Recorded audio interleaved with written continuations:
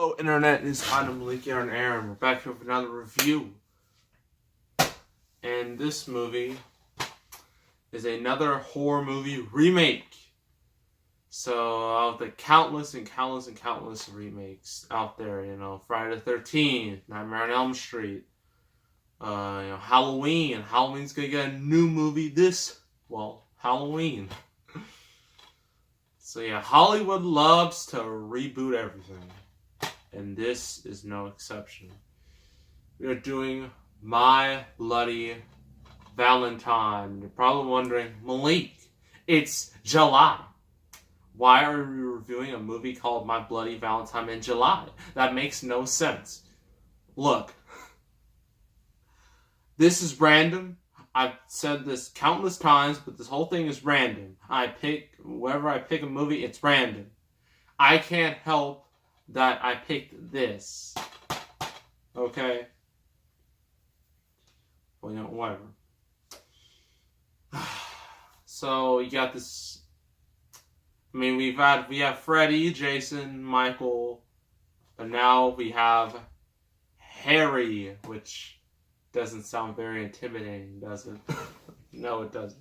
Harry Warden. That's our main killer. So, you can read this tiny little paragraph right here. It's not that long. If you want to. Alright, let's just read.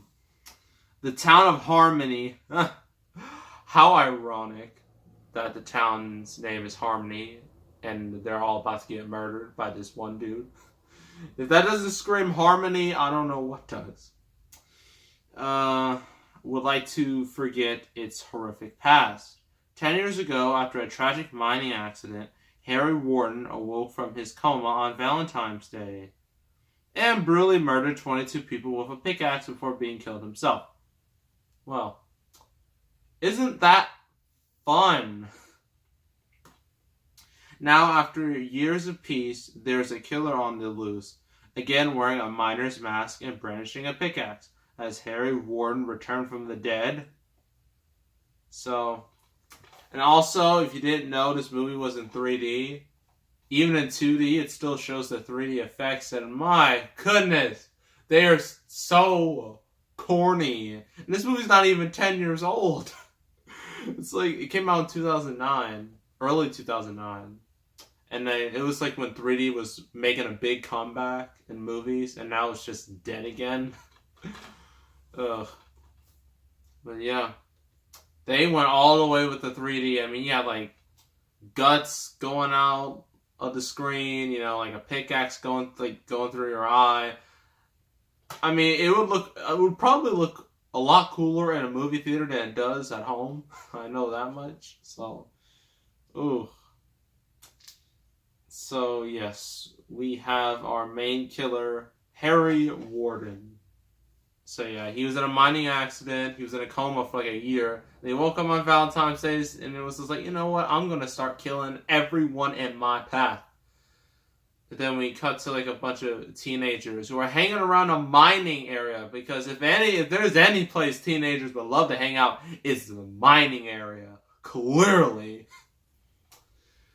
So they're all hanging out, and then they see like this dude wearing a miner's mask and a pickaxe, and he just murders everybody except 4 people. They are important.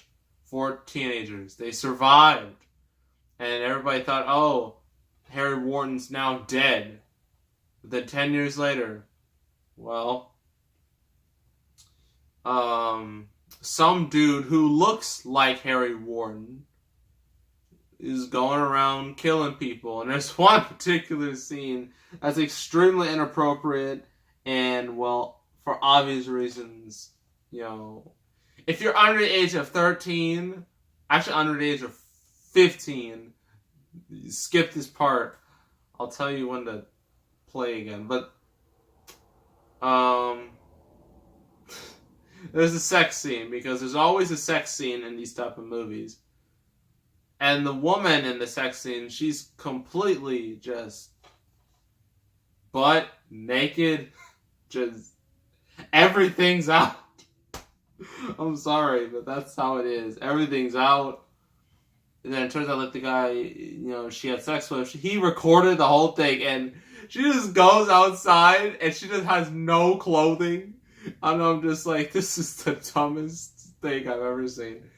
She just has no clothing. She goes down all commando, and tries to confront him, but then, the killer, Harry Warden, apparently, he's about to kill her, and then she's just running around, still naked, and I'm like, oh my gosh, this is the most ridiculous scene I've ever seen. But of course, she gets killed, and the thing Harry Warden does, he kills his victims. Not only does he kill his victims, he takes the heart out of the victims. Because get it? Valentine's Day is all about hearts, so he takes people's hearts. How clever! So we got, I forgot their names, they're that forgettable. One of them is Alex. Yeah, Alex, and he's like a cop, and he has his wife. And then there's Tom, who nobody trusts. Everyone just looks at him weird. And they see like, oh, Harry Warden is on the loose. He's killing a whole bunch of people in really gruesome ways. But then turns out, plot twist, major plot twist, that Tom, who everybody's mad at, he's not Harry Warden. Because they explain it that he was in a mental institution for like 7 years. And apparently now he's become Harry Warden. Like his mind thinks he's Harry Warden. It's confusing. But he turns out to be the killer in the end. And yeah.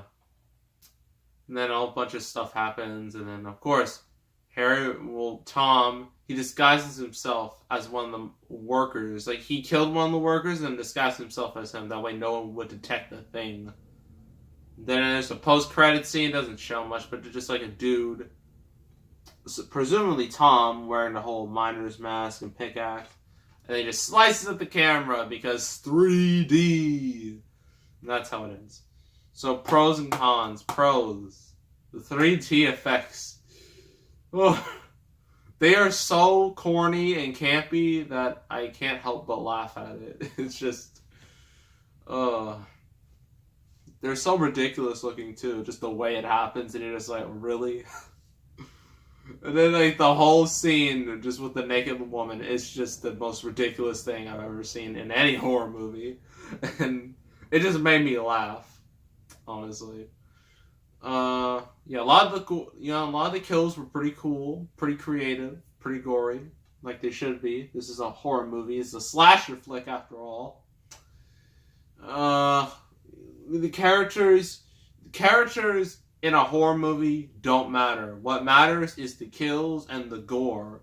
Those are the two things that matter. Kills and gore.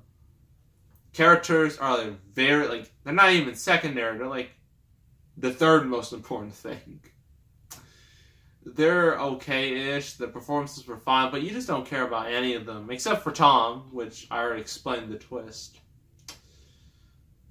In terms of cons, it does have a lot of horror movie cliches, like hiding under the bed, trying to lock the door, somebody in a car accident.